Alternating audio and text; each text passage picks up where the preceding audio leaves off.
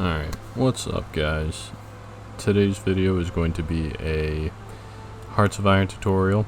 For those of you who are new to the channel or are just stumbling upon this video, I'm going to recommend you to watch probably some other people's videos first. However, if you come back from them and you still don't know how to play the game exactly, or you're just not exactly sure where you're messing up, you can come back to me, watch this.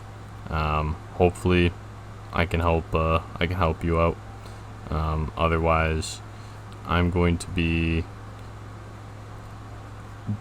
doing my best to explain the basic mechanics, how to actually play the game, and how to not get overwhelmed just by how much visual shit there is on the screen.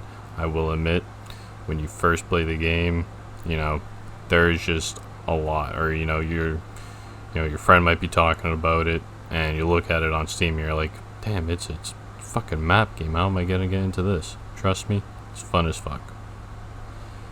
So without wasting any more of your time, we are going to go ahead, hit single player. We're going to do a new game. We're going to go with 1936. You have a second date you can choose from, 1939. However, for most of your games, you're probably going to want to go for this guy right there. So, selecting a country for your first time, you should probably pick a major nation like Germany or Italy. Soviet Union maybe, but Germany and Italy are probably your best bets for learning the game. They're very strong early game, and they just it just snowballs. So, and they're very easy to learn. You could mess up quite a bit and still come out on top in a lot of wars. So for this video, we're gonna go with Germany, and if there was a country you didn't see, or you wanted to switch a country, in this screen here, after you've selected a country, you can always choose a different country. You see it changes, but right now we're gonna stick with Germany. And for right now, we're going to focus down here in the difficulty. So you got this, your usual difficulty sliders. And then you got down here Iron Man mode. This means if it's off, you can make saves and go back to them. So let's say if you made a mistake and you want to go back, you can always go back to that save. First starting out, there's no shame in it. I did it. If you gotta save scum, you gotta save scum. It's your game, so no one's really judging you. So as long as you're having fun. So for me personally, I'm gonna leave this on. Leaving it on, you can also get achievements. However, with it off, you can't get achievements. So also take that into account. It doesn't matter if you have historical AI focuses on or enough. English. It doesn't matter if you have historical AI focuses on. You still get achievements. What the historical AI focuses mean is whether or not they go down a historical route in their national focuses, which I will show you in a minute. We'll just start our game. We will make our save. Alright, so once you have loaded in, you will be presented with exactly what I was talking about, an amalgamation of visual stuff. So, I'm going to break it down very quickly, simple as possible, right? I promise you it is not that much. Some of this stuff even, you don't even have to check that often, okay? So, very quickly, to explain to you how to actually play the game, right? Basically your little chess pieces, right? If you see, you got these little dudes down here, right? You got a little tank, a little helmet, right? These are your units, okay? So you can either click drag, you know, select them, or, you know, individually select them. For right now, to make it easier for all of us, we're going to, right here, where it says unassigned divisions, these little red guys saluting, we're going to shift click so that we can highlight all of them, and we're just going to plop them into this empty dude right here. So what we've done right now is we have made an army group. So to show you, right, it is as simple as drawing a line, drawing another line, and hitting that check mark. It is as simple as that, boys, right? And these guys will follow your every command, right? Once we, yep, see? Give them a little command and they start going. So, just wanted to do that. Get that out of the way and show you just exactly how easy that is. Now, we are going to assign this group a general. So, this right here, sure, you could break it down yourselves. You got attack here, defense here, your planning speed here, and your supply. So the higher these numbers, the better the general, right? These little medals here, these are the, like, buffs your general, your particular general might get. So Erwin Rommel right here, right? He suffers from a debuff, media personality, so army reassignment duration plus 100%. So that would mean if you were to switch him to a different army group, takes a little longer for him to switch to it. However, what makes him special is he has armor officer. So panzer units get 100% more experience in combat. He also is just in general a good general for motorized armor. For right now, we're going to use Fetter von Bach. I like using him. He has 5 attack, 3 defense, not too shabby, and I just like him for, you know, the main infantry, right? So we are going to take 6 of these guys out of this unit and assign them to a different one, because as you can see, we are a little bit over the limit that this guy can handle. So most commanders can only command 24 units. However, you can upgrade them to have 30 of them if you set them on a defense order. So like using this battle plan here, so you can do area defense, and if we sign him someone real quick, yep, forget. So yeah, he'll have 72 that you can use, but that's usually only for defense units. So we'll get rid of that. I'm gonna assign, oh, don't want to do that. I'm gonna assign these guys up here. And this edit mode button allows us to adjust these battle lines to our liking. Very quickly, we're gonna click on our flag, and here is our funny guy. So this is going to be a breakdown of your country. Here's your national leader, some of your national spirits. These are just little buffs or debuffs to your country. They're you know, different countries will have different ones.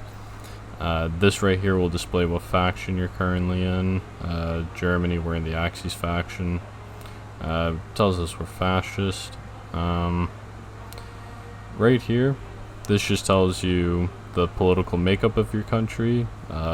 Brown being fascist, red being communist, blue being democratic, and gray being unaligned. There are some unaligned countries like Austria. Hungary has some. Yugoslavia has quite a bit as well. They're as well non-aligned. So yeah, we'll go back to the screen. This stuff right here we don't have to worry about right now. This right here, the laws in government, your research, and production and whatnot, your military stuff. This is going to be different laws you can change within your country. So the conscription laws, for example, if you're suffering like a manpower loss, which is tracked right here at the top where the 1.33 million is, this is how much manpower we can use in our military. So if you see that this number starts going down pretty heavily, you could change this to a higher conscription rate, and you'll get more manpower. As you can see, if we were to go from limited to extensive conscription, we would get plus 5% manpower. You can also change your mobilization laws. You can add political advisors. However, these all cost political power. As you can see right here, we need 150 to hire this guy here, which that is tracked up here. Your political power. This is your basic currency. Every country has a different amount that can be added every day. As Germany, we have 2.4 added per day, so every in-game day that's played, we get 2.4. That's on the higher end of what countries can get. Some lower nations can get literally like not even 1, like maybe even 0.6, 0.5. So only thing to cover now is our national focus. So this right here is our country's storyline. This will be up to you. You know, you have your historical route. You know, a lot of this is, you know, you have demands Sudetenland, you have the Anschluss of Austria. You could even alliance with the USSR and puppet Turkey. We know that this didn't necessarily happen IRL, right? But you could have it happen in game if that's what you wanted to do, right? You could also oppose Hitler. However, this is a part of the Waking the Dragon deal, or not Dragon, Jesus, Waking the Tiger DLC. I probably should have mentioned earlier. I probably will have mentioned in the intro. I'll edit it in. I am doing a full DLC run, so again, if you wanted a vanilla tutorial, this is probably not the right video for you. But yeah, so you've got a lot of stuff to choose from, but a lot of this you don't have to choose everything. Like, as you can see right here, this little exclamation point tells us that these two branches that are connected are mutually exclusive. So we can either have Rhineland or oppose Hitler. We can't have them both. So for our run, however, we're going to go down this route, the Rhineland route. However, my first focus is going to be the 4-year plan. I typically don't like doing the Rhineland focus because I don't know, that's just me, but you know, that's what's great about this game, right? You can come up with your own strategy, and you can decide which things are better now or later, or you know, which things you can avoid doing, right? So for now, we're gonna leave this like that. If you're wondering, doing the 4-year plan just because it's good for construction. So next, we will be looking into the decisions tab. This tab, you'll be probably referencing quite a lot. This is very helpful whenever you're a little down in the dumps for stability or war support. Like these propaganda efforts really go hard. You can gain base 5% war support with this one, radio propaganda. Just for 75 political power if you're really down in the dumps for that war support. Can even change the political makeup of your country much more quickly by actually intervening and spending political power. I personally don't like doing that, but if you feel that it's more advantageous, you can do that if you'd like. There are even like just random ones that'll pop up every now and then, like this one right here, like Gateway to Europe. They're very specific, or they do different things, right? They're very country specific. So you got that. You have your intelligence agency. This is added in the La Resistance DLC. For now, we're just gonna make a intelligence agency. Forget about that until it's ready to bug us again. All right. So next up, we have our research. This is basically the bloodline of your country, I guess you could say. As a major country, we start off with 4. A lot of countries start off with 3, and you can gain another through focuses. Some countries may even start with only 2. A lot of the impoverished countries. Quickly look through them. You don't really have too much to look through. Granted, this does look like a lot, but you know, each tab, you know, this is your military stuff. This you can add to your division templates. I won't be covering that in this video. That's something that's, you know, an entire video on its own. I can give you just very basic template that will get you through the game at least. Armor, this will look a little different than vanilla. So obviously your tank stuff.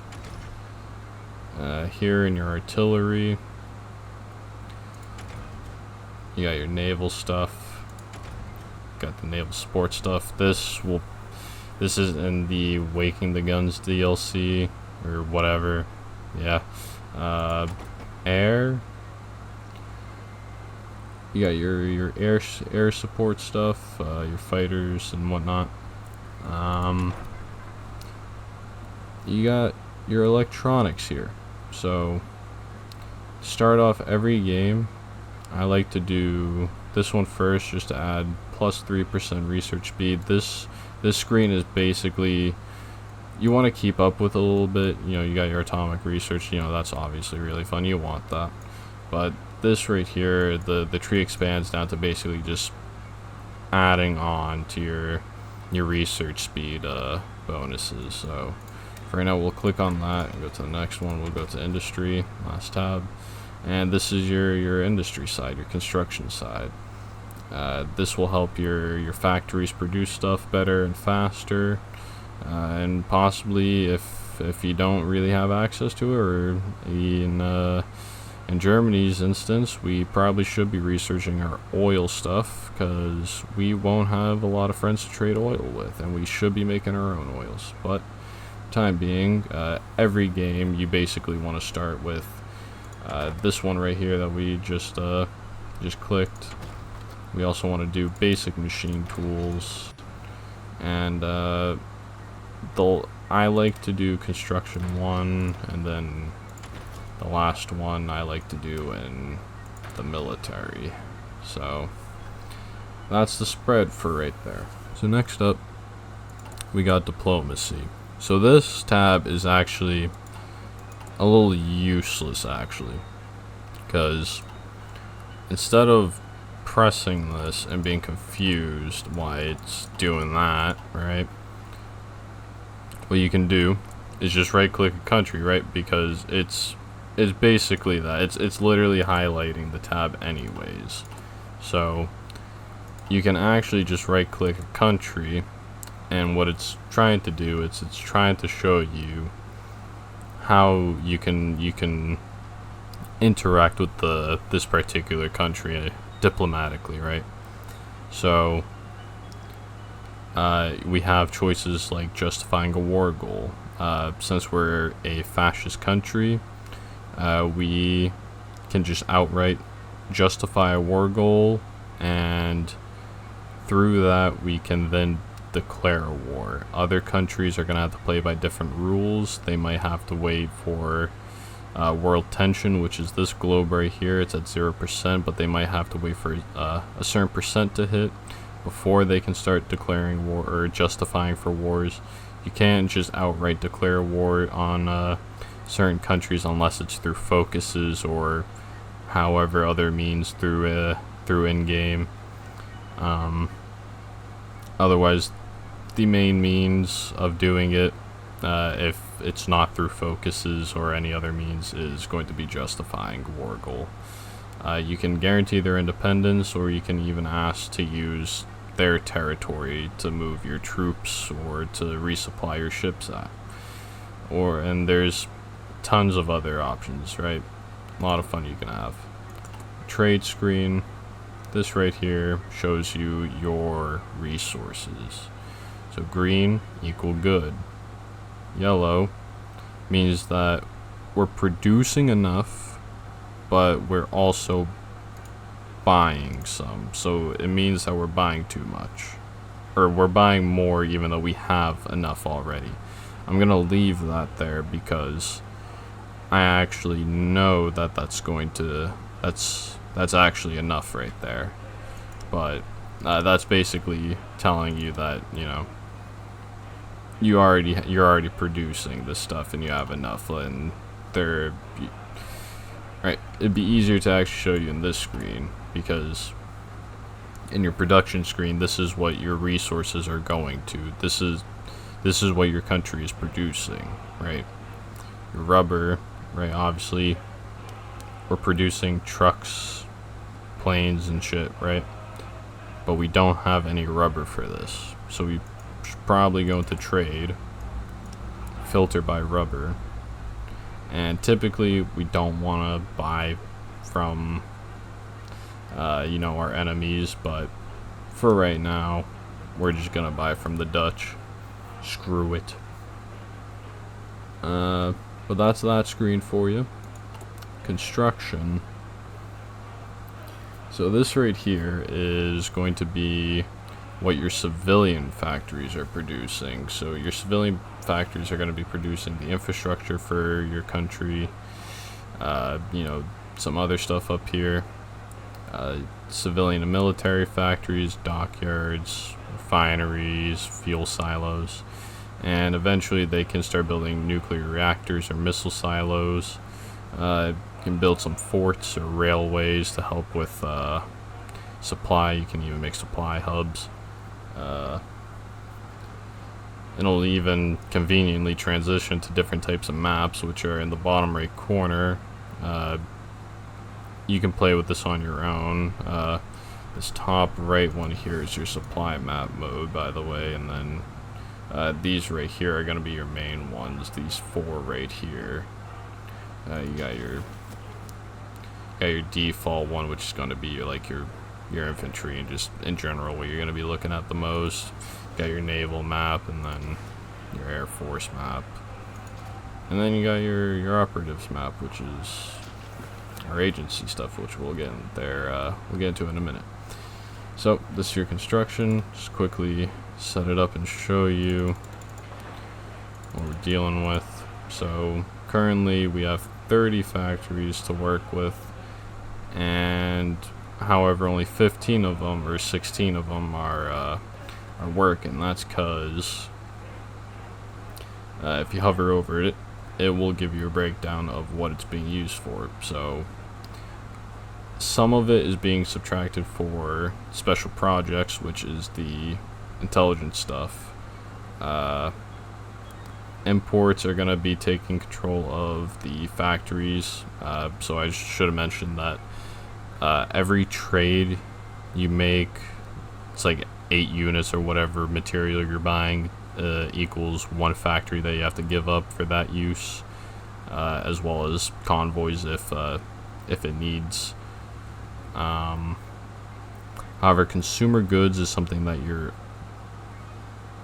really not going to be able to avoid, but you can minimize through the laws over here. So like your economy laws right here.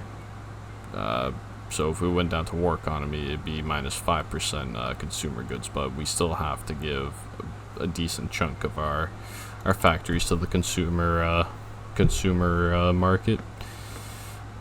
However, you can also check how long it's going to take for these factories to complete whatever project they're working on. This says it'll be done by March of 1936.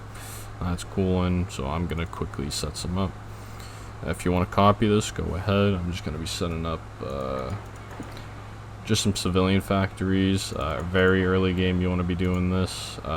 Later in the game, right around when you're going to be starting going to wars and in general going to be more at war, you should be producing more military factories. And we'll do that. Okay, so that's our construction setup, and I already showed you the production side of things, right? This is all the stuff your military is going to be using, and it'll show you how many military factories we got to choose from. So I'm going to quickly set this up.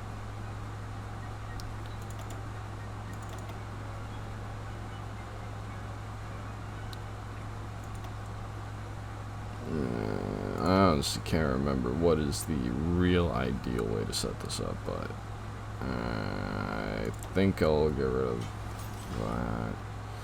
I'll put it into close air support. It's Germany, we want to be focusing probably our close air support and our fighters. We're gonna have to be spamming that a lot, because that air superiority really helps out your infantry a lot. So that's production out of the way.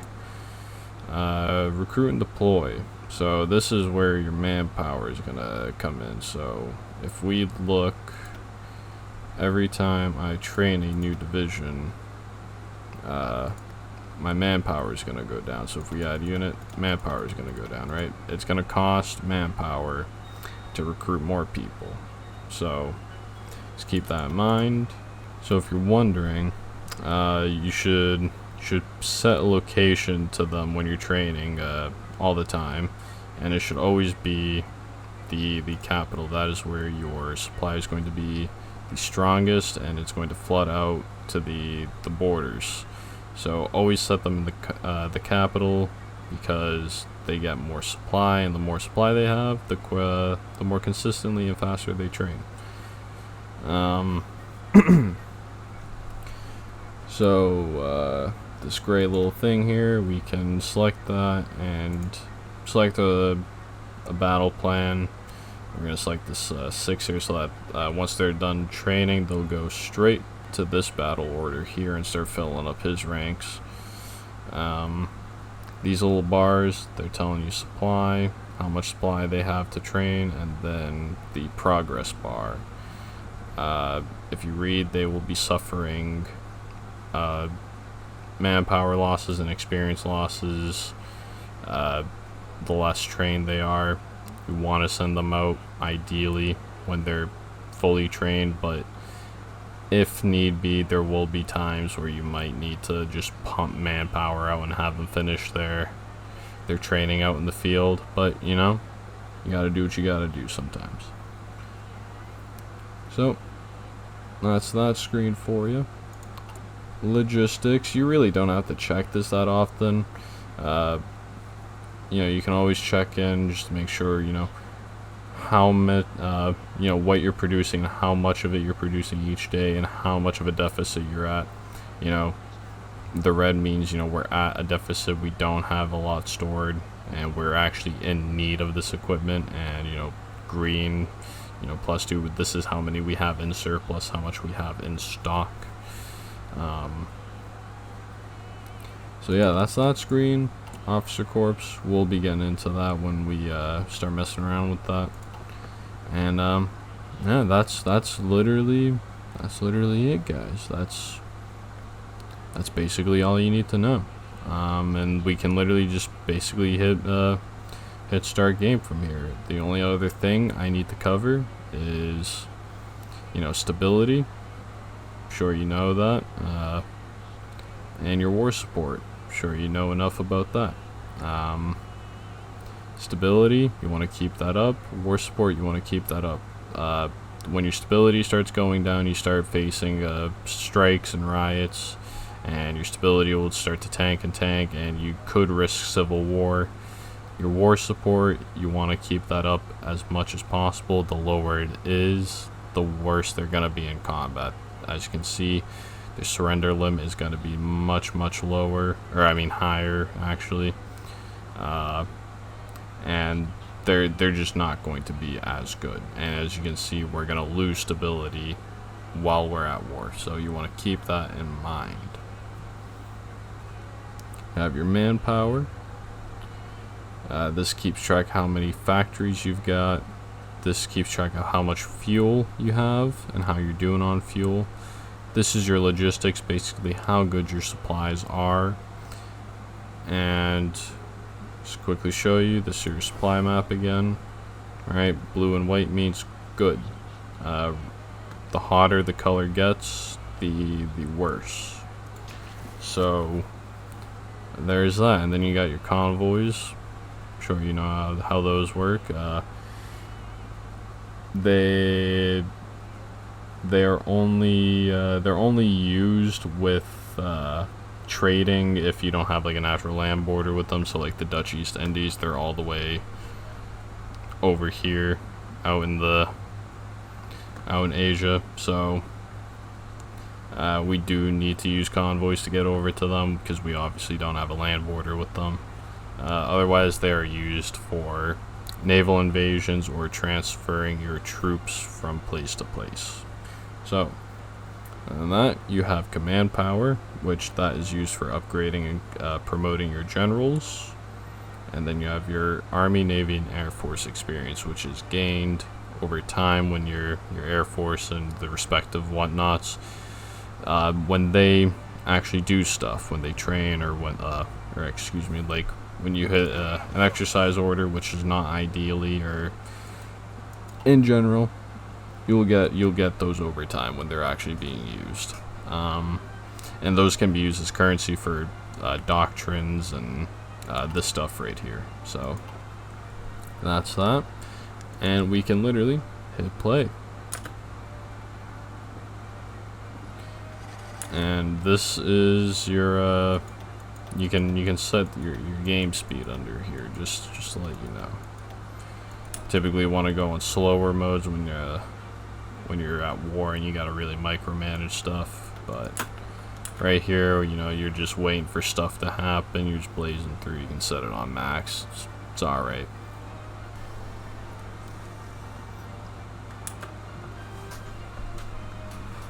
So our intelligence agency has just finished. So right now we can't do too much, but we can upgrade. So we won't, I suppose, yeah, why not?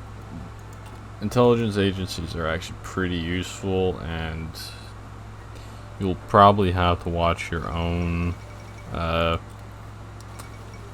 yeah, and these world news events, these will pop up every now and then. Usually they're not too important, but they're nice to read. And they typically pop up as events that you can choose from, actually, so you might not always want to just randomly skip through them. At least read them your first time around, and then, like, as you start playing the game, you'll start knowing which ones are, your usual, like, fucking Italy declare war on Ethiopia, whole big fucking whoop, like we weren't expecting that, right? They literally start off the game going at war. That's why they're usually better, or excuse me, it's usually why Italy is also like a good choice if you want to play like a good country for your first time, because they immediately go to war, so you can sort of understand the combat aspect of doing stuff, like the real side of playing this game. Sorry, I'm fucking sidetracked trying to think of what operative I want to choose.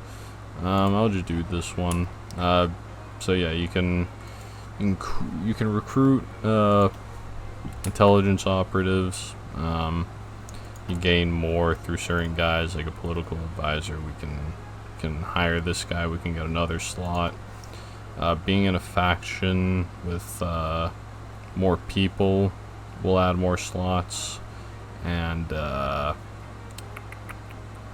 more upgrades for the intelligence agency will give us more operative slots. And these guys, we can send them on little missions. So, international focus is done. So I'll set him in France for right now, just to get intelligence. And we're gonna set a new national focus. So, excuse me. Let's see. So I usually don't like doing this, but probably gonna have to do it.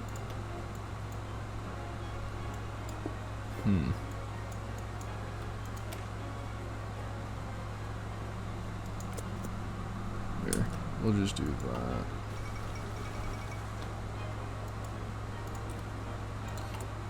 I know I said I don't like doing Rhineland, but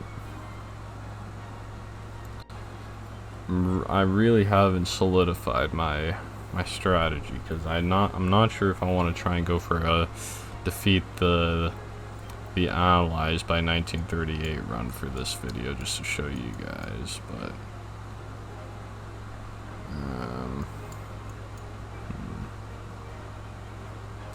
so we're gonna have to get these eventually. It's just when we go to war with Poland, that this usually cancels.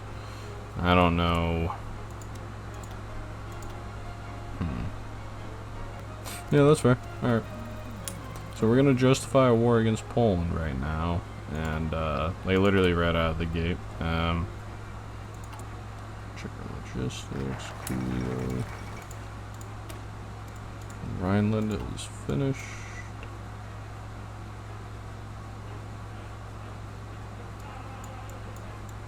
We will go.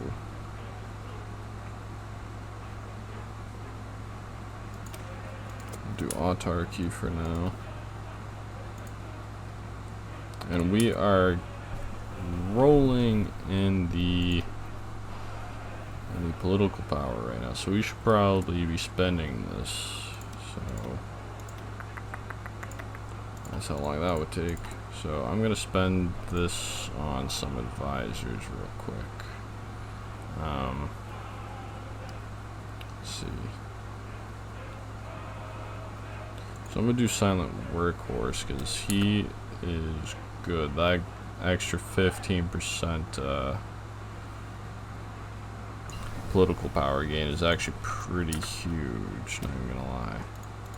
So a little pro tip from a not too-ish pro. Not exactly a pro, but these guys, these chief of armies, if you can buy them early on, these are pretty goated, because these guys will give you daily army experience gain, which adds up. It adds up quite a bit. I'll hire them, and you can see just to show you, because it does add up, and you can actually use that pretty early on to buy your doctrines and whatnot. So I think You know, let's do this. Let's do Keitel for now. I usually do Franz Halder just because I like that 10% division attack, but I might switch to him at a later date. I think we want that division training time more so right now. I'm just gonna help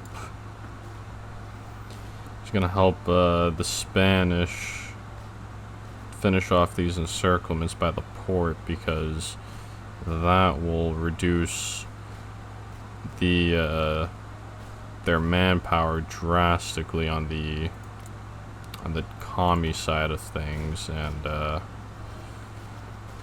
that's actually typically what you want to do. If you can get as many encirclements as possible, that's a good way to just eat away at someone's manpower, because it not only does it, like, you know, tank their manpower a lot, but they literally can't use those troops anymore. I don't know if you'll have noticed at some point, but you start to see little helmets flying out, and it's them literally just despawning, so they won't be able to use those troops anymore, and that's the ideal world. If you can get massive fucking hordes of these just encircled and just destroyed, that's huge.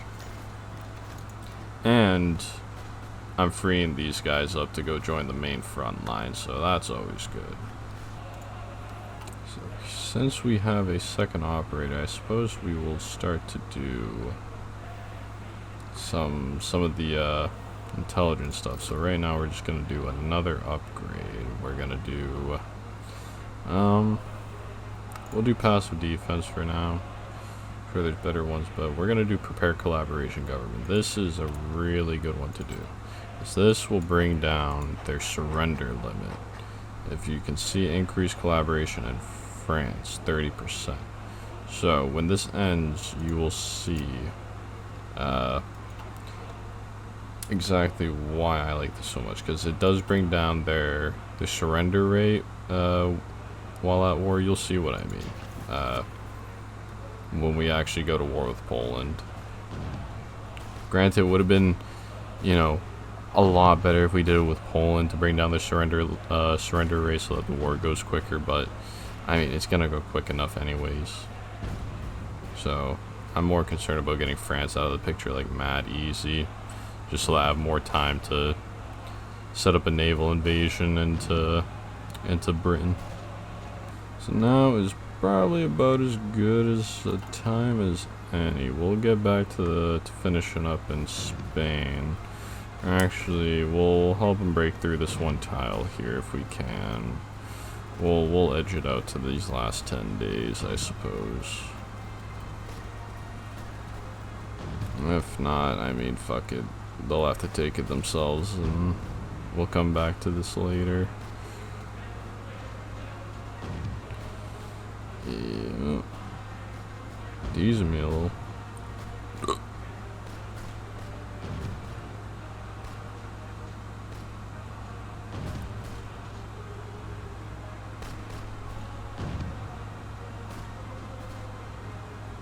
Alright, yeah, we're just gonna have to. Alright. So, grab onto your buttholes, because here we go. Conquer, send. Now we are at war. Granted, we have taken a hit in the stability and war support, but that is okay, because we are about to fucking slam. So, actually, what I should have done, was gone all these guys together. Don't do as I say, not as I do. We're gonna set the air superiority and close air support. Set them all to that. And then I'm just gonna. We do not have more to send out. That's fine. How is our production looking? We'll buy more. Alright, there we go.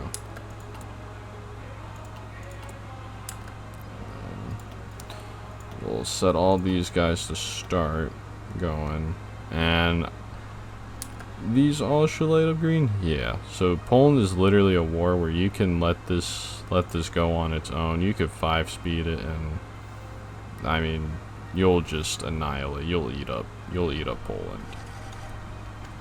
However, if you want to be more efficient, you can get real in the nitty-gritty and micromanage. Like, these guys aren't doing anything, so might as well send you guys out to do something, right? So, you know, look around. See what your troops could be doing better, you know?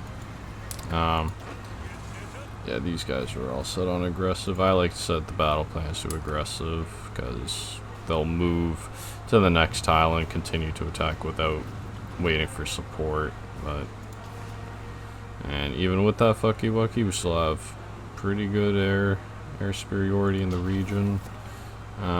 We're doing pretty bad in the stability in the war support market, but that's okay. That's really not that big of a deal. Should have hired Joseph Goebbels. Get that plus 10 or 15, however many he gives, more support. So actually right here up in Danzig, I might be able to get an encirclement and show you guys. Yeah, that's exactly what I'm talking about.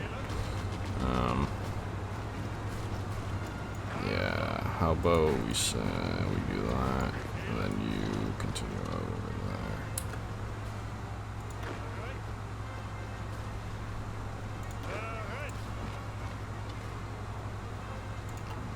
Coolio. So we'll start working towards an encirclement. Get these encircled, these guys encircled out by Danzig. Yep, got a little encirclement, and eventually they'll just start fucking disappearing in there. Granted, you want to keep them away from the port. You want to do that, because otherwise they may have a chance to dip and go somewhere else to... Granted, in this situation, they can't go anywhere else. They have nowhere else to go. So, in this situation, we're fine. But you want to try and keep them away from the port just so that they don't have that chance to escape. We've got a military factory, so we'll just plop that right there for the time being. Coolio, go right into the fighting, my dear lads.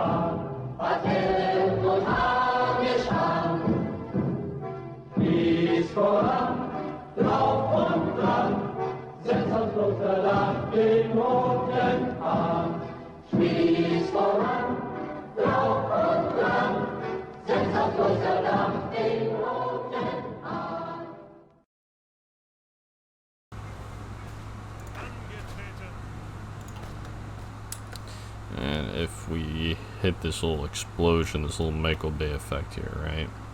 Gives us our war breakdown. So we're actually doing pretty good so far. We've got 15, almost 15,000 losses, and they've sustained 75,000 losses. And down here, this red bar just tells you your capitulation. So at 20%, they'll surrender.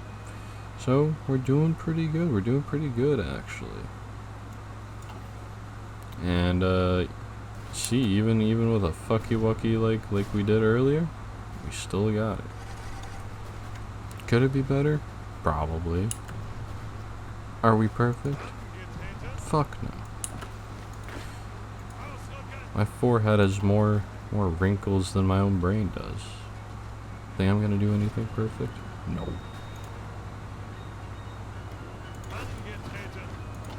Oh, see, little helmet effects. That means they're disappearing, they're getting eliminated. Yeah, look at that. 88,000 jumped up that much.